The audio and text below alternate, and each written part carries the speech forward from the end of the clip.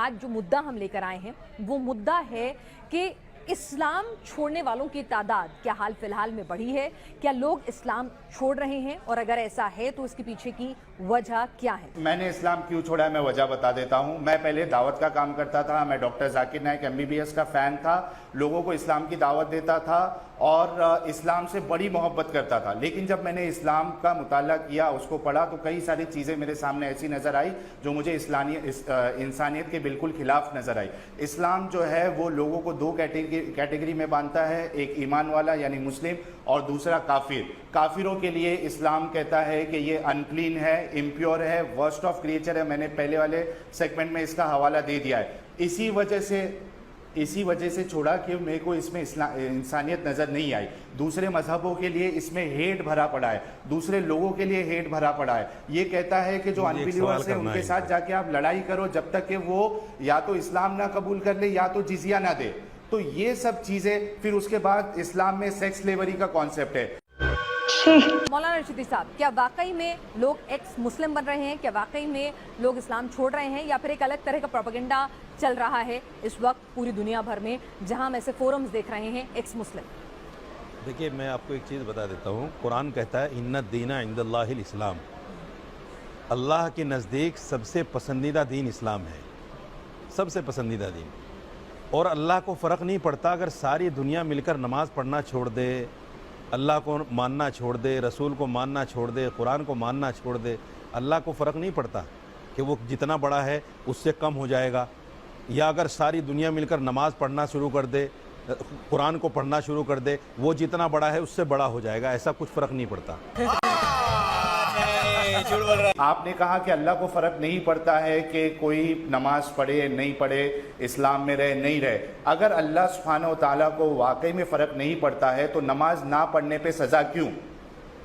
روزے نہ رکھنے پر سزا کیوں؟ جہنم میں کیوں جلائے گا اللہ اگر اللہ کو فرق ہی نہیں پڑتا ہے؟ کیونکہ اگر فرق نہیں پڑتا پھر بھی سزا دے رہا ہے تو یہ illogical نان سینسیکل بات ہے۔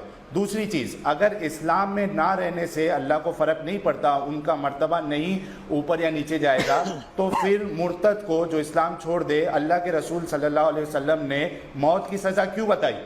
یہ پھنس گیا۔ انہوں نے جو کہا کہ نبی نے کیوں کہا کہ واجب القتل، واجب القتل کیوں کہا؟ دیکھیے، نبی نے پتہ کیوں کہا ہے، میری بات سن لیجئے پہلے، نبی نے پتہ کیوں کہا ہے؟ آپ دھرم چھوڑ دیجئے، آپ پر کوئی دفعہ نہیں ہے۔ مان گئے یہ واجب القتل ہے۔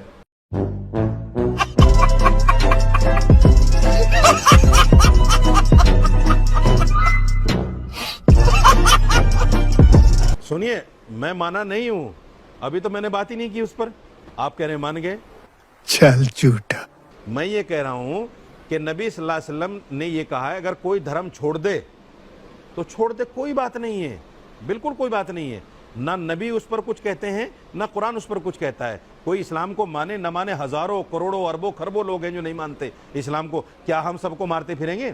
کیا سب کو قتل کرتے پھریں گے؟ قرآن نے تو نہیں کہا ایسا۔ مجھے آپ ایک چیز بتائیے، وہ نبی جس نبی کے اوپر ایک بڑھیا کوڑا ڈالا کرتی تھی روزانہ، اور کچھ مدت کے بعد میں وہ بڑھیا بیمار ہو گئی اور کوڑا اوپر سے نہیں آیا، تو آپ اس کی تیمارداری کے لیے چلے جاتے ہیں۔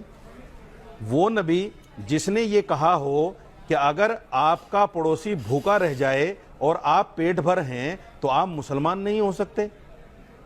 اگر آپ، وہ نبی اگر یہ کہے کہ اگر آپ نے اپنے پڑوسی کی تیمارداری نہیں کی، اپنے پڑوسی کا خیال نہیں رکھا، تو آپ مسلمان نہیں ہو سکتے، ایسے نبی کو کیا آپ کرٹیسائز کریں گے صرف یہ سوچ کر کہ میں ایکس مسلم ہوں یا میں مسلمان نہیں ہوں، میں ہندو ہوں یا جو ہے عیسائی ہوں یا کوئی بھی دھرم رکھتا ہوں؟ ایسا نہیں ہوتا، یہ انصاف کا تقاضا نہیں ہے۔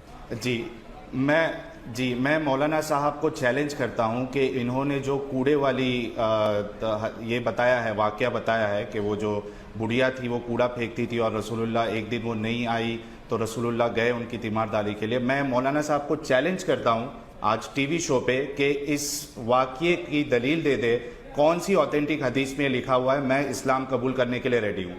یہ جھوٹ پروپیگنڈا یعنی جھوٹی باتیں یہ پھیلائی جاتی ہے۔ قرآن یہ کہتا ہے کہ جو آدمی کسی ایک انسان کو قتل کرتا ہے وہ ایسا ہے فَكَأَنَّهُمَا قَتَلَ النَّاسَ جَمِيعًا، जैसे उसने पूरी इंसानियत को कत्ल कर दिया। जो साहिल पढ़ के सुना रहे हैं ये क्या है? देखिए मैं तो जानती नहीं हूँ, मैं तो हवाला दिया, मैं बता रहा हूँ, ये गूगल यूनिवर्सिटी है जहाँ से ये पढ़ रहे हैं। देखिए मैं आपको एक चीज बता देता हूँ, सुनिए। अरे भाई ये गूगल यूनिवर्सिटी है, इसको छोड़ दीजिए। यूनिवर्सिटी नहीं है, मैं इस पर ईमान नहीं रखता। आपके सुनिए, इसको छोड़ दीजिए मेरे भाई, मेरी बात सुनिए। मैं गूगल यूनिवर्सिटी पर ईमान नहीं रखता, बिल्कुल नहीं रखता। आप लाख बार भी दिखाएंगे जब भी नहीं मानूंगा। इसको जूम करके दिखाइए। नहीं अरे भाई साहब, गूगल यूनिवर्सिटी नहीं है, ये हदीस की किताब है। मैं गूगल यूनिवर्सिटी पर ईमान रखता ही नहीं हूं ना। छोड़ दीजिए ना, की हदीस है। सुनन नसाई की हदीस नंबर 4061 आप देख लीजिए, सुनन नसाई की 4062 देख लीजिए, सुनन नसाई की 4063 देख लीजिए, सुनन नसाई की 4064, इब्ने माजा की 2535। हदीसों की लाइन लगा सकता हूं मैं। जितने लोग देखेंगे, जितने मुसलमान देखेंगे, सब लोगों को ये पता चलेगा कि मैंने जो हदीसें बताई है बिल्कुल ऑथेंटिक है, और मौलाना राशिदी साहब जो है जबरदस्ती इससे पीछा छुड़ा रहे। अच्छी बात बोली, आपको अच्छी लगी तो ऐसे थोड़ा मार दीजिए हाथ, आप थोड़ा सा मार दीजिए, एक बार मार दीजिए। क्यों कष्ट हो रहा है आपको? अगर अच्छी लगी मार दीजिए।